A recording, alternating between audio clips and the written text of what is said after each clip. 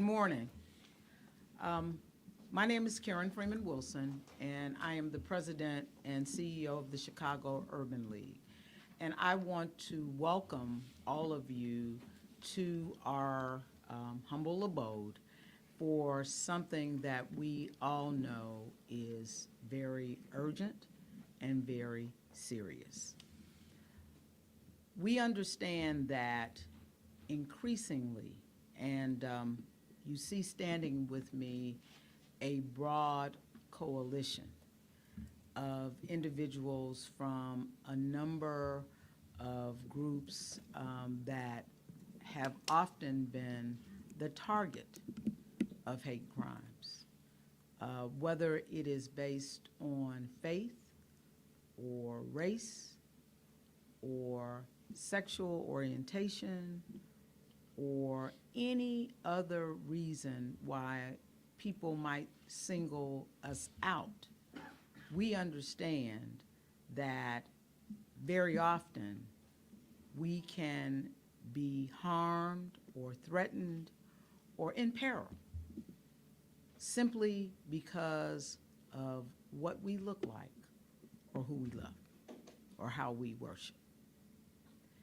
And so today we are calling on the Illinois General Assembly to pass a hate crimes bill that will require mandatory training for law enforcement. Why is that important? It is important because we understand that unless law enforcement officers are trained to recognize, to address, to prepare for what may be a hate crime, they will not be able to properly get people on board. The graphic you see, or one of the graphics that you see, in fact, all of the graphics that you see, show a marked increase in hate crimes. But the only way we will know what the data shows, how to address the phenomenon that we see, is if law enforcement officers are trained. And so this is the sum and substance of the bill. It is not to give them carte blanche to go against any protesters. It's not to give them the authority to do anything other than recognize what a hate crime is and to govern themselves accordingly so that they can then work with prosecutors to enforce the law. I want to thank my friend David Goldenberg of the ADL for not only being here, but for assembling this group and for his leadership in the Illinois General Assembly in getting this unanimously passed through the Senate. Now we're going to focus on the House, and we'd like to see it done sooner than later, because if you are like me, you know there is a great likelihood that this type of activity will increase in the coming years. And so with that, I would pass the podium to David to take us further in this discussion. Thanks so much, Karen. My name's David Goldenberg. I'm the Midwest Regional Director of the ADL, the Anti-Defamation League, and it's always hard to talk after you. Not going to do that again. But as Karen noted, we're living in concerning times. It has not been this collectively bad for our communities in America for more than 25 years, from a statistical perspective, but also from an actual one. The decade and a half downward trend in the number of hate crimes from 2001, when the Muslim community was targeted with hate-fueled crimes in the aftermath of September 11th, that ended in and then that downward trend ended in 2015. Since then, the FBI has tracked a more than 100% increase in hate crimes reported across the country. Now, we're not talking about a handful of additional hate crimes each year. Instead, we're talking about an increase from 5,479 reported hate crimes in 2014 to more than 11,860 reported hate crimes in 2023. We are talking about an average of 32 and a half hate crimes every single day. This is 17 more per day than just 9 years ago. And these are just the ones we know about, because an average of 40% of all hate crimes are never reported. Victims do not want to be stigmatized. They fear being targeted again, or they just don't trust law enforcement. That's why SB 3552 is so important. As Director Bennett is going to discuss in more detail, SB 3552 was born from a recommendation from the Governor's Commission on Discrimination and Hate Crimes, on which I'm proud to serve. And it came after a year-long education exploration into the best practices around the country. This bill, as Karen mentioned, would require all law enforcement officers in Illinois to receive ongoing and continuing hate crimes training and education every 3 to 5 years. The trainings will be overseen by the Illinois Law Enforcement Training and Standards Board, which contributed to the drafting of the bill, and officers would also receive continuing education credit. The bill, as Karen mentioned, unanimously passed the Senate. It unanimously passed the House Judiciary Committee, and the only thing standing between the bill becoming law and now is for it to pass the full House of Representatives. Now, despite Illinois being one of the first states in the country to establish a state hate crimes law, we are still not one of the 14 who require our police officers to be trained on it. This must change. Just this past week, a man in Chicago was charged with a hate crime for shooting at 2 men because he believed they were gay. Hate crimes do not just affect the victim, they affect an entire community. And our communities have already lost 6 months since the General Assembly adjourned in June without passing this bill. This was time when the training could have been prepared. This is time when the training could have been promoted. We can't afford to waste more time, and we can't allow Illinois to fall further behind the rest of the country when it comes to fighting hate crimes. Thank you. Jim? I think it's me. Hi, everyone. I'm Jim Bennett. I'm the director of the Illinois Department of Human Rights, and I chair the Illinois Commission on Discrimination and Hate Crimes. And I'm very proud to be standing with so many friends and colleagues that are really supporting a legislation that's a concrete way to make our state safer for all. As a governor-appointed advisory commission, we're comprised of leaders from the diverse communities and agencies in the state, including the AG's office and the Illinois State Police, and we work to strengthen responses and prevent acts of hate. After a year of town halls and testimony of subject matter experts when we were getting started, we unanimously passed key recommendations to move our whole state forward. 2 of those recommendations and our top 2 priorities work hand in hand: creating a helpline for hate crime witnesses and victims, and then mandating comprehensive hate crimes training for local law enforcement officers throughout the state.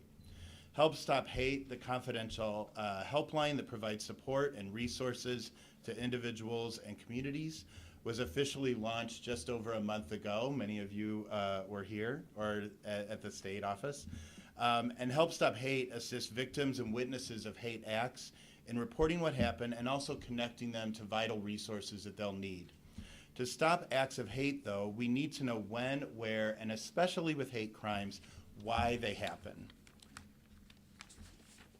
As we work so hard to encourage people to report these crimes, it's common sense that law enforcement officers will need to know how to recognize hate crimes and investigate them as such.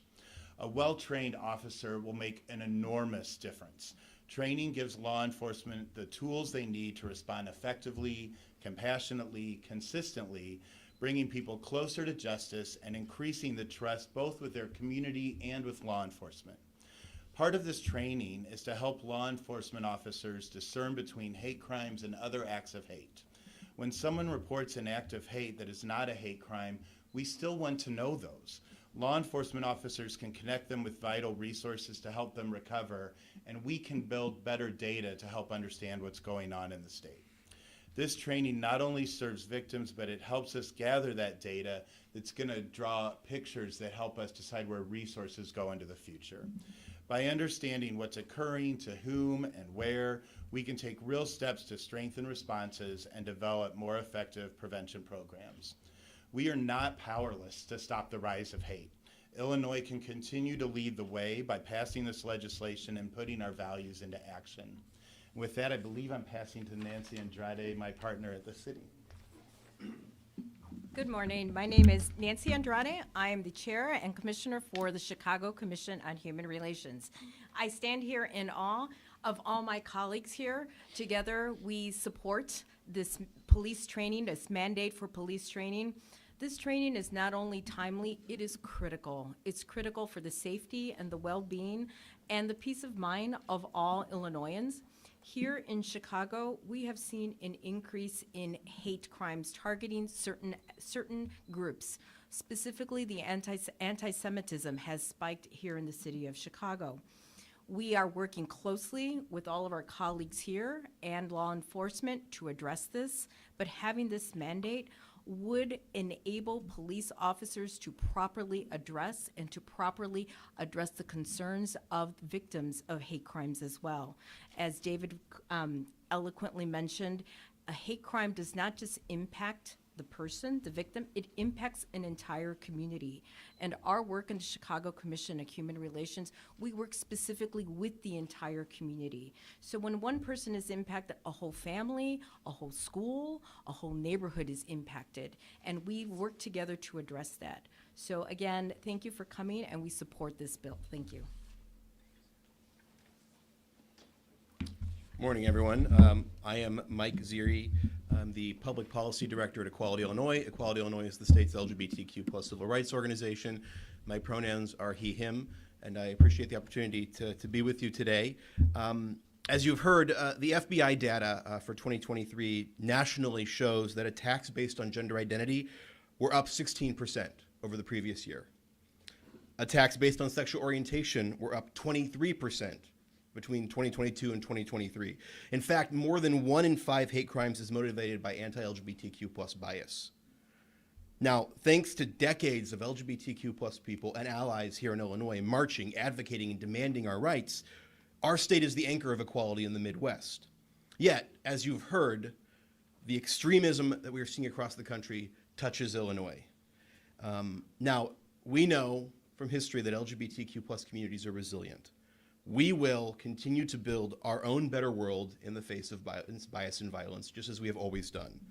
But we need our allies in government to continue to be with us in solidarity. We need public officials to show up, to speak up, not just at Pride festivals in June, but at every library board meeting, every school board meeting, every clinic or hospital where anti-equality, anti-family officials and groups are trying to deny us our stories, deny us health care, and eliminate our rights.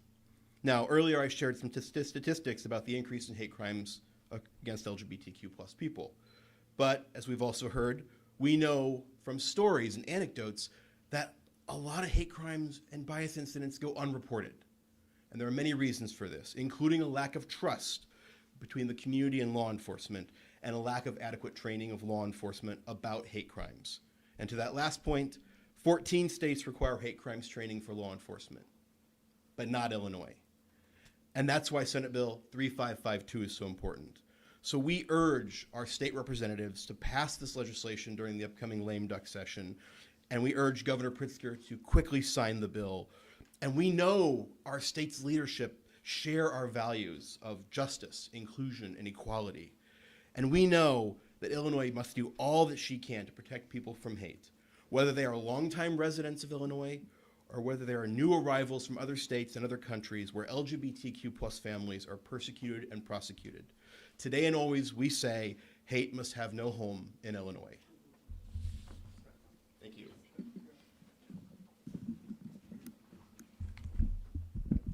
Good morning. I serve as president and CEO of the Hispanic Alliance for Career Enhancement, or ASE, a national organization that's mission is to positively impact workplaces by cultivating the community of talent, providing the insight, access, and support to be successful in their careers. On behalf of ASET, we're here to strongly support the SB 3552 and call on the Illinois State House of Representatives to pass this critical legislation. As an organization that's deeply committed to achieving impact through inclusion, we understand that diversity, equity, and inclusion are not just principles for the workplace, however, are essential to building safe, thriving communities where all individuals are seen, heard, and valued. Hate crimes strike at the very heart of inclusion, creating fear and division instead of trust and unity. For our Latino, Latine, Latinx community, and other marginalized groups, these crimes represent a barrier to belonging and safety. By mandating the ongoing training for Illinois law enforcement on hate crimes and response, this bill will ensure that victims of hate crimes receive justice and support while fostering stronger trust between law enforcement and the diverse communities that they represent. At ASE, we are committed to dismantling barriers and advocating for policies that promote equity and inclusion for all. This legislation is a crucial step in that journey. We applaud the bipartisan progress of this bill and the leadership of the civil rights groups here, bringing this urgent issue to the forefront. Together, we will take action to address the alarming rise in hate crimes and create a safer, more inclusive Illinois where all communities can thrive.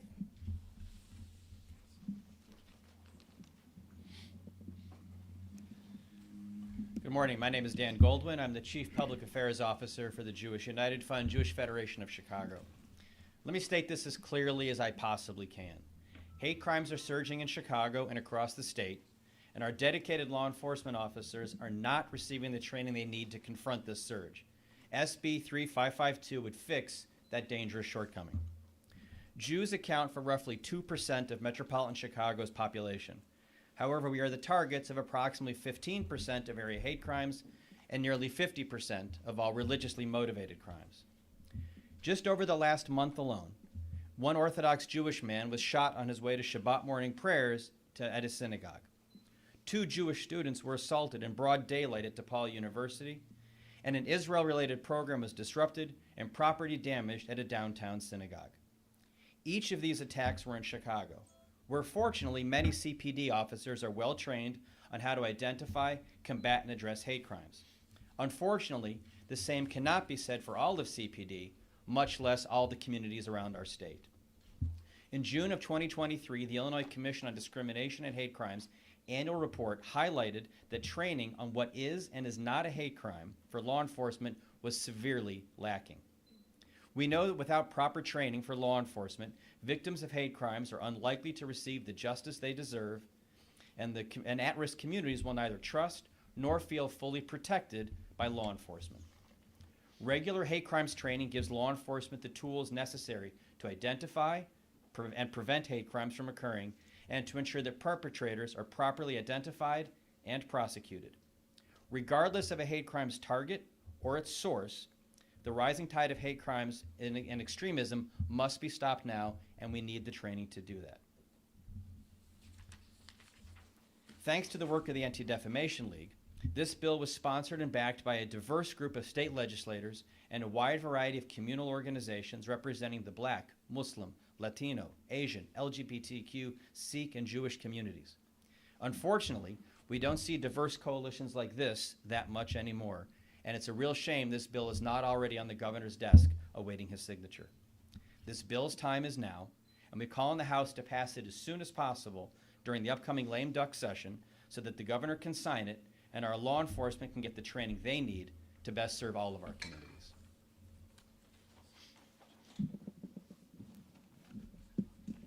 Good morning. My name is Shobna Jori Verma. I'm the Executive Director of SAPRI, South Asian American Policy and Research Institute. And I would like to share that SB 3552 legislation is important for the South Asian American community, who unfortunately are often missing from the narrative surrounding hate crimes and discrimination. I stand here today on behalf of SAPRI and our diverse community. South Asian Americans come from various ethnic, religious, and socioeconomic backgrounds, facing unique challenges related to immigration, language barriers, citizenship, access to healthcare, affordable housing, and education. We are often targets of crime motivated by bias against are race, gender, color, religion, or national origin. SB 3552 is critical for addressing the alarming rise in hate crimes and bias-motivated violence, especially in light of the growing attacks on us. According to SAPRI's recent report, Countering Prejudice, Hate Crimes, and Discrimination Against South Asian Americans, a significant portion of our community, 51.5% of the respondents, have experienced or witnessed a hate crime, with a noticeable surge in incidents following the COVID-19 pandemic. Our report also highlighted a disturbing trend, the underreporting of hate crimes due to barriers such as language, lack of cultural competency in law enforcement, and a distrust of authorities within immigrant communities. In Illinois, where over 337,000 South Asian Americans reside and account for 2.6% of the state's total population, according to the US Census, the need for culturally sensitive and accessible reporting mechanisms is critical. Many hate crimes in our community go unreported, even though Illinois has laws against them. Because of intersectionality and a fear of retaliation, women in particular confront tough challenges. By requiring specialized training for law enforcement, boosting reporting sources for underserved populations, and improving data collection, SB 3552 tackles these problems. We hope that the legislation will foster greater trust between law enforcement and our community and work towards a safer, more inclusive Illinois for everyone. Thank you.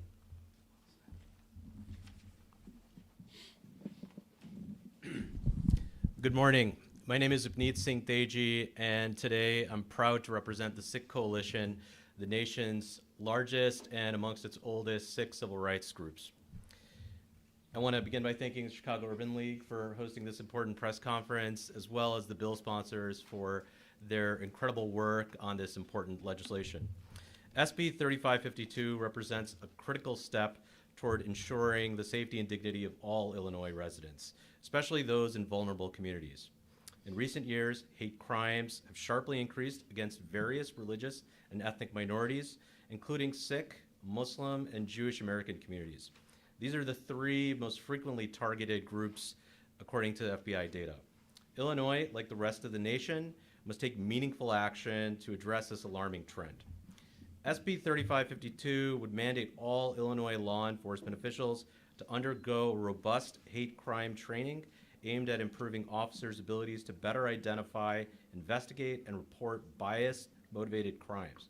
Too often, our communities experience hate and bigotry without receiving the justice they deserve, largely because law enforcement officials might lack the tools or training to thoroughly investigate and accurately report these bias-motivated crimes. These bills are vital for building public trust between law enforcement and the communities they serve.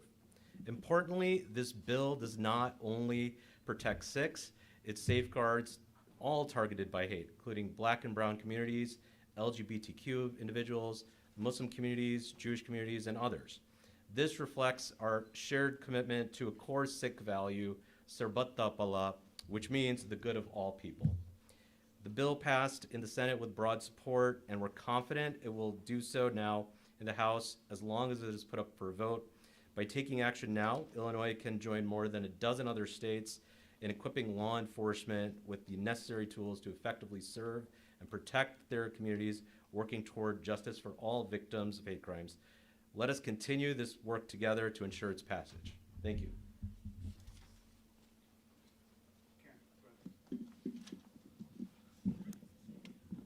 All right, so we are prepared to take questions at this time.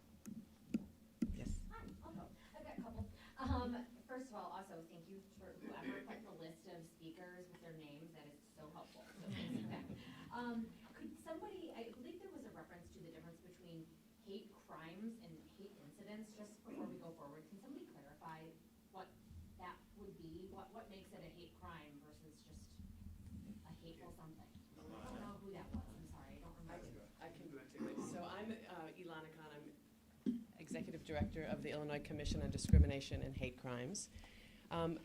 There is a spectrum of acts of hate. We call them all acts of hate. Those that have, a hate crime is a very specific thing. We basically have three types of acts of hate. There are hate crimes, like I said, a very specific thing. There has to be a bias motivation, and it has to be a crime. Then there's what we call bias-motivated civil rights violations. So discrimination, harassment, being refused service at a restaurant, being denied a promotion, et cetera. And then there are things that are hateful but legal. You know, walking down the street, you can call somebody names all you want, as long as you're not intimidating or threatening them. So that's basically, it's important to understand the distinction between the types, because then you have different sets of resources available to you. Are those the sort of things that officers would be trained on, or what are we looking at in terms of what police need to be aware of? That is part of it. That's part of it. I don't know if anybody else wants to add to it. It's a core part Yeah. of the training of what is the difference of those three things that Alana was saying, right? Because look, when you're a police officer and you find out that, let's say, someone was assaulted, right? So it's one thing if you walk up and you hit somebody, right, or you assault them, right? But what if they yell something first, right? Those are the types of trainings that have to be, that law enforcement needs to sort of needs to become standard in what they're doing, right? So what are the questions that you're asking beyond just, oh, you were hit, what was happening? But like, did they say anything? They're actually looking to hear something that would take them down a line of questioning of a victim that would explore, was this more than just a regular assault? I hate saying it that way, but what was the motivation behind it? And we have different protected classes in Illinois that range anywhere from sexual orientation to religion to race. Even Illinois is one of the few states in the country that immigration status, just a few years ago, was a bill that was supported and advocated for by MALDEF that added immigration status to a protected class here in the state of Illinois. And so I'm not going to say them all. There's about, I think, 12 or 13 of them that are protected classes here in the state of Illinois. So it's training law enforcement to recognize that it was potentially a hate crime, but then the next step of it too is, how do you then support a victim? And so Alana mentioned the resources. You know, frontline officers, responding officers might not necessarily know, but how do you know enough to get them into the right place within your department to get them the necessary support that they need? And from those examples, you can hear how nuanced it is. And so you need the training to not only understand that, but what to do about it. Yeah. Just something worth noting too is the Attorney General, whose office couldn't be here today, but the Attorney General is in year 2 of a 4-year, $400,000 grant from the U.S. Department of Justice to provide hate crimes training to law enforcement and prosecutors. And the Attorney General went around the state, and his office went around the state, meeting with several of our groups up here to understand, like, what do you need in this training? What are some of the issues? And then actually, the Attorney General, when this bill didn't pass in June before session ended, convened 3 separate listening sessions. Many of our groups were invited, but a large kind of gathering of different groups affected by hate crimes, where he walked through, this is the training we've developed under this grant, and this is what we're doing, and this is how your community can engage. Number 2, this is the bill that's pending, and this is why we think it's important. And number 3, it was sort of a call to action to all of us. One of the things that they were actually looking for was examples, like case studies, where our communities have had incidents where either law enforcement did it right, or where many of our groups will step in if we think there's a crime that's not being investigated as a hate crime. Well, we will step in and advocate on behalf of the victim with law enforcement. So they were looking for these examples from all of our communities too. Goldenberg, if I can step in, I'm with NBC Project at Illinois Chicago. Hi. You mentioned there's already some classes that are in place. Do you know of any communities where law enforcement agencies have taken the training and perhaps how it has helped them? It's a good question. So I will say that in Illinois, there's not as much data, but they're doing like a before and after survey. The problem is that these retention of the information is the larger issue, right? So it's one thing when you walk in and you take a survey, I know this, or this is what I'm hoping to get out of this, and then at the end saying I learned this. The key is actually going back to them 3, 6, 12 months later and then looking at the data. The challenge we have right now is FBI data is a year behind. So the data that just came out in November was for 2023, or October, late October, excuse me. So what we're looking for too is there's a couple things. Number one, we're going to have to go back to departments and say, like, the idea that the rigor around the data and the evaluation piece is going to be important. And that is something that we know that the Attorney General's office is trying to assess and figure out, do we go back 3 months later and say, what did you retain? Did you use this, et cetera? And then the other piece about it too is that we still have almost 200 law enforcement agencies in the state of Illinois who don't report any data to the FBI because it's a voluntary reporting system. Like the city of Chicago a year ago reported 0 hate crimes. 0. I mean, like there's 6 of them right up there on the headline from the last year, right? And so some of it also is that once that data comes out, many of our groups engage different departments around the state saying, what's the deal? Like Evanston reported 0, right? And so part of it is making sure that departments are tracking it and monitoring it the right way. WVZ. Do we know if there are any law enforcement groups that have recognized the need for this training and are working in tandem or collaborative to get this legislation passed? What I can offer is ILETSB helped us draft this bill, so the State Standard Training Board. The state director of Brendan Kelly, who's the director of the Illinois State Police, serves on the commission with myself and Jim.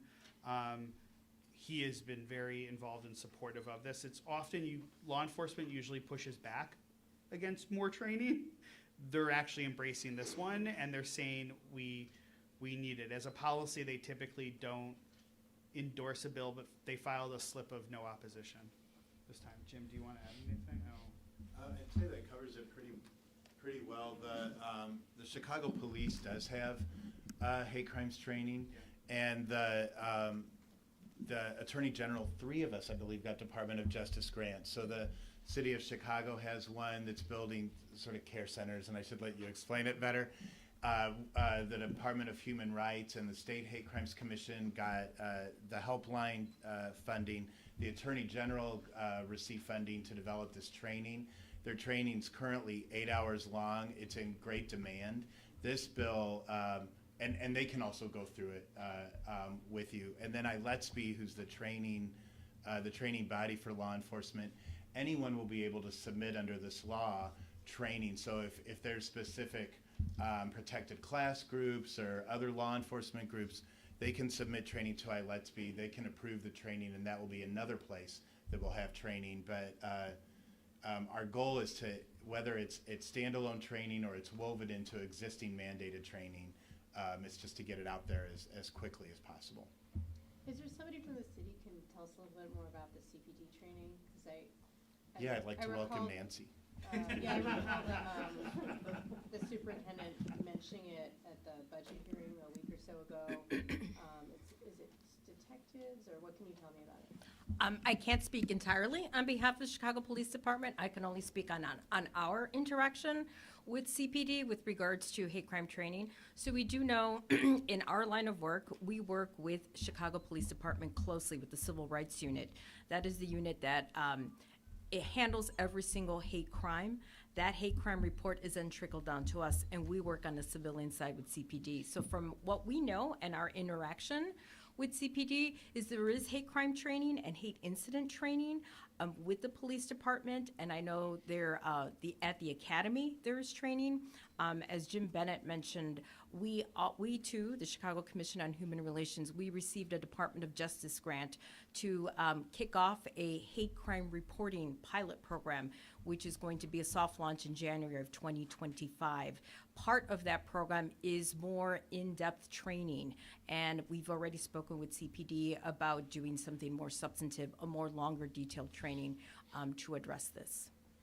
And who could maybe talk a little bit about, a few of you mentioned kind of justice for victims of hate crime, how those who talk to victims initially and the questions they ask, the way in which they approach the victims, how that translates into prosecution.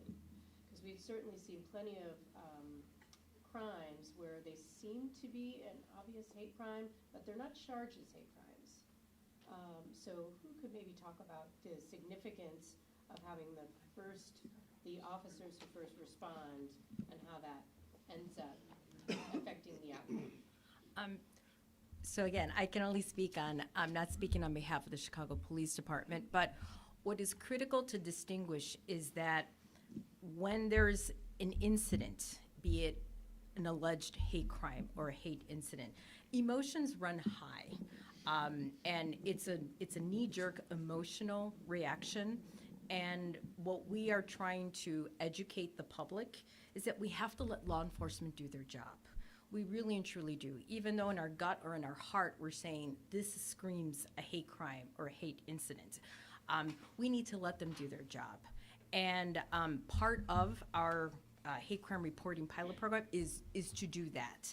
We need to start educating the public that we have to let law enforcement do their job. Now, on the civilian side, what we do is we do not do any of the investigative law enforcement processes.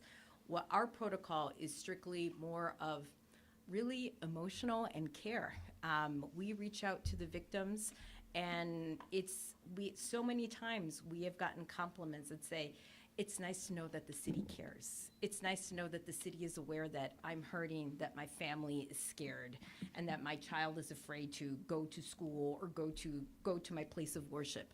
So part of that is just outreach to the victim. We also provide any additional resources that the victim may need. If it's housing, if it's simply a bag of groceries, we're there and we connect them with the appropriate city agencies or one of our partners here in the community. So I hope I answered your question. Yeah. I think you can't overstate the importance of how first responders deal with people who have been targeted because of their identity. There are countless stories of people who have been threatened, intimidated, assaulted. It could be a hate crime, it could not be a hate crime, but the law enforcement, the first responders have the ability to take it seriously and to treat them with respect and to avoid re-traumatizing them, or they or they have the ability to cause more harm. And so I think it's just key that law enforcement understand the landscape of hate crimes, be able to identify them, be able to identify that something can be an act of hate which causes harm anyway, and you have to tread carefully. So giving them more tools allows them to treat people better. Mayor, I think you were going to respond to The that. last thing I'll say about that is anybody who has ever tried to change an accident police report knows that you're governed very often by the first report. And while it's important to investigate these things, you want to write a report in the first instance that gives an opportunity for a much wider investigation. If it's narrowed, if it's very prescriptive, then that makes it more difficult to determine whether it's a hate crime or not. So it's important that not just officers in general, but patrol officers, those who will see the people the first time, the first responders, that they have that information. Is it fair to say that because of a lack of awareness, there are potential hate crimes committed, officers don't know how to report it, and therefore it prevents it from being prosecuted as such? Absolutely. Yeah, I think, That's fair. And the other piece I think that's important to recognize what Alana said too is that of re-traumatizing the victim, right? So if you think about it from a prosecuting perspective, if what you would think is a traditional assault occurs, you know it occurred. If vandalism occurs, you know it occurred, right? When you start getting into a hate crime, you're getting into the motive. The prosecutor has to prove that the motive was because it was fueled by the victim's identity. So if you think back to the shooting of the Orthodox Jewish man, it took about a week for law enforcement to get into his phone, right? And if you remember, some of you might have, I don't remember, different networks were at a news conference that was held in the Orthodox community, the Jewish Orthodox community, where people said, why is this not a hate crime? And the reality is, well, within a certain number of days, if we're going to hold somebody in custody, we have to charge them with what we have. So we know we have them on attempted murder. We know we have them on firing on law enforcement officials. What we don't know is why. And so we have to do the additional investigation.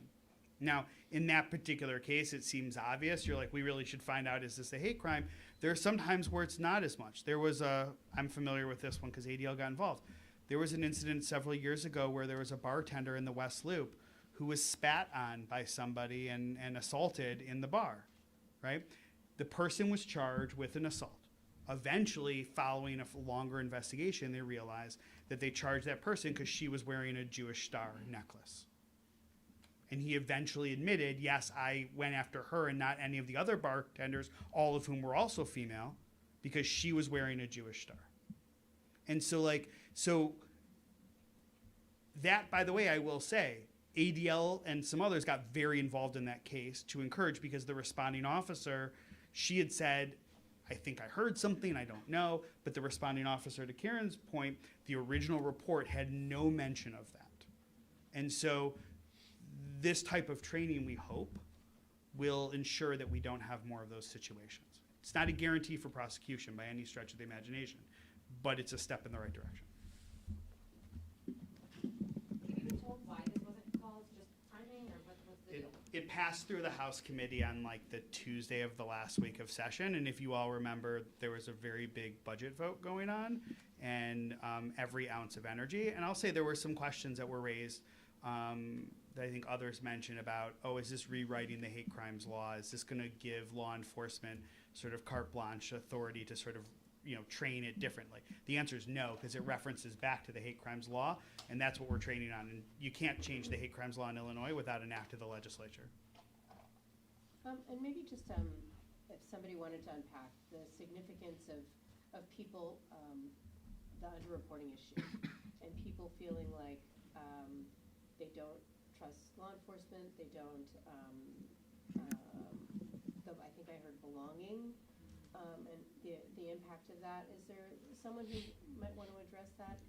I'll address it. And certainly the Black community has had a mixed relationship with law enforcement, as have many in the LGBTQ plus IA community and all of our communities, because we find, or sometimes we find, that law enforcement is not as open, not as sensitive, not as willing to really address some of the issues at the heart of matters. And the case that I will give you is Ajanette Young. And so when you understand that, then you're less likely to be involved with law enforcement, or you want to minimize the attention. We also know that in some instances, like in the instance of our Asian brothers and sisters, they're held out as quote-unquote model minorities. And so they are seen as just keeping their heads down and forging ahead as those who are hardworking in all of our communities. And so to say that